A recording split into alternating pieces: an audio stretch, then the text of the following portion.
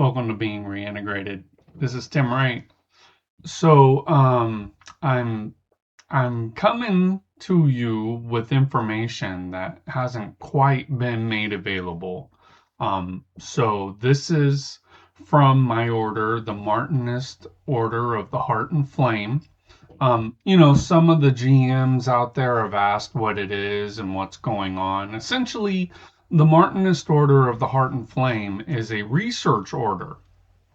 So I'm super happy to be able to get to the material that I'm talking about now, which is my Saint Martin analysis of his doctrine, which is going to be released in the future called The Ministry and Theurgy of Louis Claude de Saint Martin.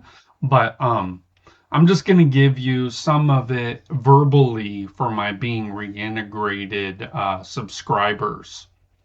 So this is called the unity of the supreme principle. The supreme principle manifests within time and sensible productions, yet it does not depend on them for its existence, because it is self-causing and the source of all principle. It remains outside both time and the sensible order, even while generating them. This independence can be recognized by observing the number proper to it, which is unity. Unity alone remains invariant under all generative operations, whether multiplied, raised to any power, or reduced through successive roots. Unity always returns itself as the result. It is simultaneously its own root, square, and power, and therefore exists necessarily through itself, independent of any other being. Division does not apply to unity, since division presupposes aggregation and composition, neither of which belongs to what is simple. Addition likewise cannot apply because it operates only among composite things. The inapplicability of these operations confirms that unity is not merely first among numbers, but fundamentally different in kind.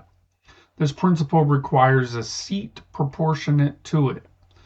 Just as the intellectual being cannot fully express its faculties through a corporeal form unless that form is the most regular possible and a condensed likeness of the greater universe, so too the ascent toward unity demands a foundation sufficiently extensive and stable to sustain it. Such a foundation is found only in the general union and the vast assemblage of pure and intermediary agents that stand above the sensible world. These agents act as supports, defenses, and surrounding influences.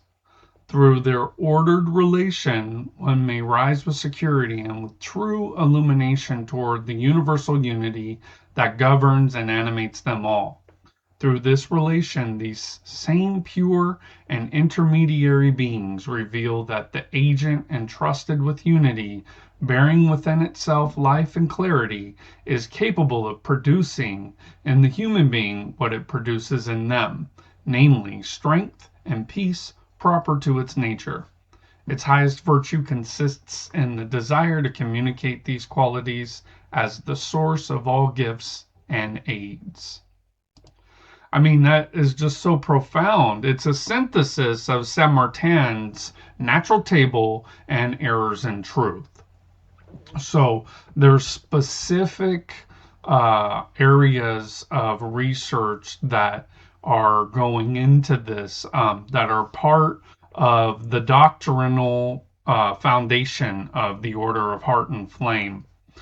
But, rather than get into the academic hoopla, just letting you know what the principle is, explaining its synthesis through, something like this gives you a standpoint to get into what that is. There are some points of note in the supreme principle and its unity, mainly that unity is its own root, square, and power, and therefore exists necessarily through itself, independent of any other being. So, um, to exist independently of any other being, that's not something that our temporal, time based life allows. So, we should understand that there's no reason to try to quest for unity because it's a supreme principle. And that's not something that we can just have happen. It's not a lot of phenomenological understandings try to find this unitive experience. And so basically, the unitive experience is to stop dividing oneself from the unitive experience. It's the root, square, and power, and therefore it exists necessarily through itself. Meaning there's nothing that I can do, even as a pretty good researcher, to experience more unity, a depth of unity that's not proportionate to me as a separate sentient individual. Unity is not something that I can claim as a possession. It's an experience that I can arrive at.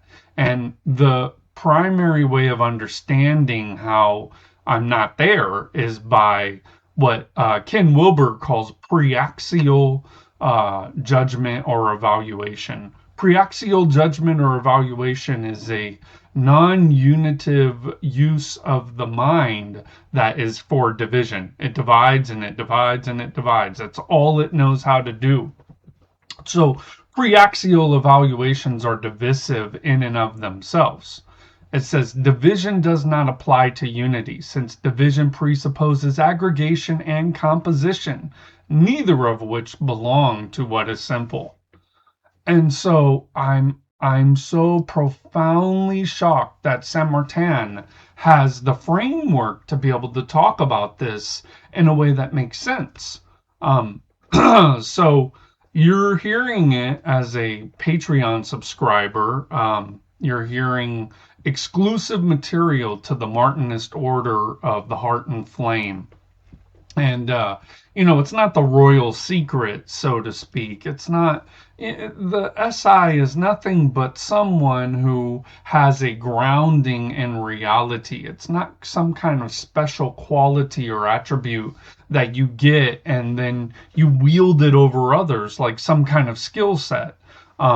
It's just a fundamental recognition of the basis of all reality rather than arguing and creating subjectivity as some kind of better than hierarchy. You're understanding that there is no hierarchy, there is no derivatives, and there are no divisions in a unitive mind and phenomenological standpoint. Thanks so much for coming to check this out.